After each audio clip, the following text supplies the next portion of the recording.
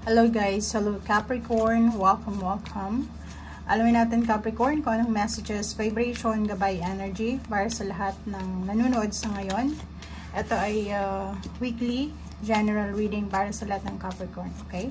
So, yung energy na babasahin natin is para lang sa linggong ito, or pwedeng tapos na siya, or pwedeng after few weeks yung energy. Depende sa kung sino ang nanonood. Okay. First card mo dito is a new dawn. Second is rest. Yung first mo dito, sinasabi na the worst is now behind you and positive new experiences are on the horizon. So, ibig sabihin niya, ikaw ay posibleng magkakaroon ng pagbabago sa buhay mo. Haharapin mo yung new beginnings, renewal, revival, diba? Recovery sa linggong ito. Yung nangyaring hindi maganda, ay nasa past mo na yan, and isang positibong bagong experience ang posibleng parating sa'yo.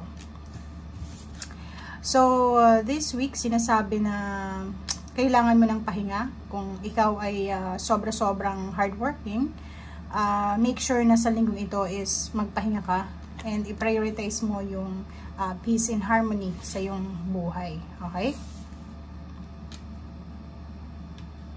Okay. So, tingnan natin kung ano pa ang posibleng mensahe na gustong marinig ng iba sa inyo dyan. Alamin natin, hanapin natin. Capricorn.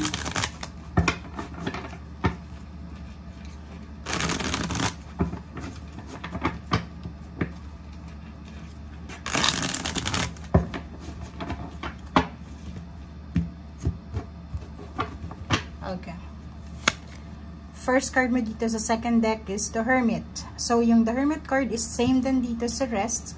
So, is a confirmation na kinakailangan magpahinga or as much as possible, prioritize your health, your physical health, your body, sleep, rest, parang ganun.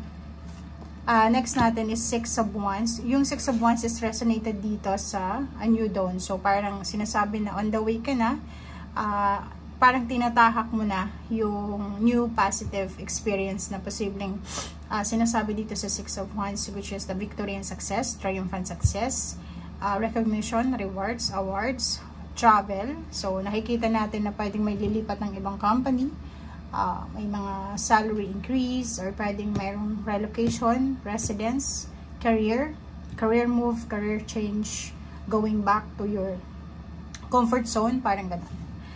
Okay, Two of Wands. Nakikita natin dito na posibleng mahaharap ka sa pagpili, like options, decision, choices. So, pwedeng marami kang kailangan na i-consider, maraming inihaharap sa yung universe na choices na kailangan dito ng decision making.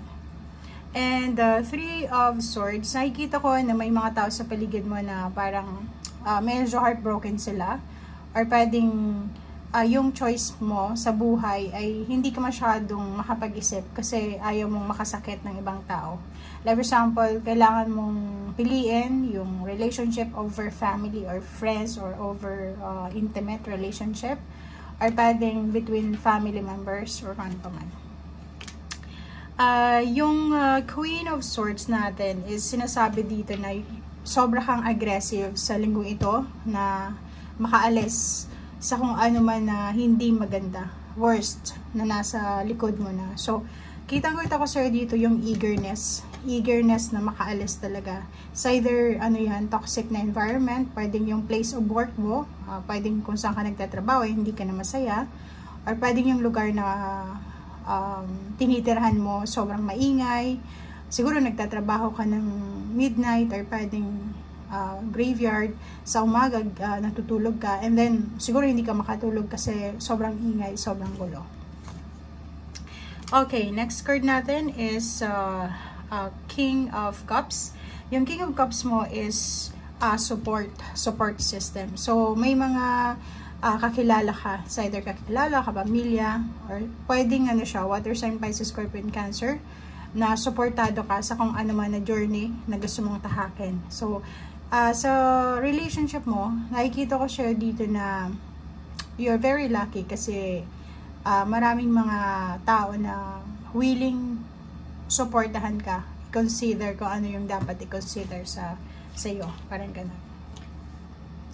The Tower is past. So, nakikita ko na may mga reconciliation, may mga relationship na nasira. Siguro, for the past years, or pwedeng year lang, nasira siya, or pwedeng meron kang kagalit, hindi kinikibo, or parang may mga misunderstanding na nangyari.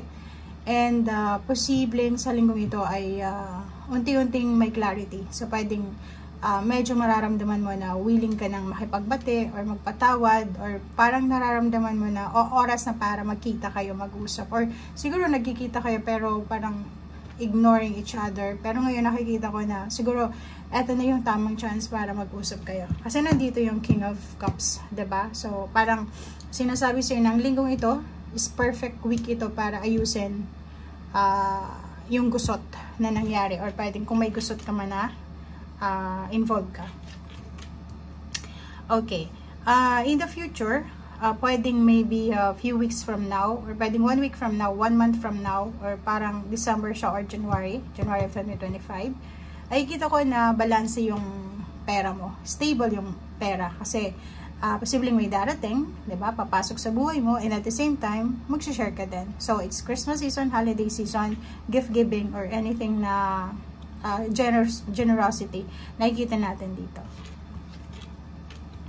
And excitement. So, nakikita ko siya dito, pwedeng excited ka sa parating na Pasko, or pwedeng sa party, or kano pa man. Excited ka sa paparating na pera, regalo, or pwedeng excited ka sa lump sum of money, or pwedeng excited ka dito sa ino-offer sa'yo na parang ano siya, tangible, material things, parang gano'n. May nag-offer sa'yo, excited ka. Nakikita ko siya dito na mayroong Capricorn na sobrang excited sila to the extent na hindi na sila makatulog sa linggong ito. So, kung makikita mo dito, parang may isang pwedeng malapit nang mai-promote, malapit nang matapos yung contract, malapit nang mag-travel, malapit nang lumipat sa bagong bahay, malapit nang makapagtapos ng pag-aaral yung mga anak or ikaw mismo. Kita ko sa'yo dito na hindi ka mapakali, 'di ba? Parang sa sobrang excited ka, hindi ka masyadong makatulog, hindi ka masyadong makapag-isip, kasi yun, 'di ba, pag excited tayo, medyo kumukulo yung tiyan natin, 'di ba? Kasi hindi natin alam kung bakit ganun. Yun kasi yung excitement, 'di ba?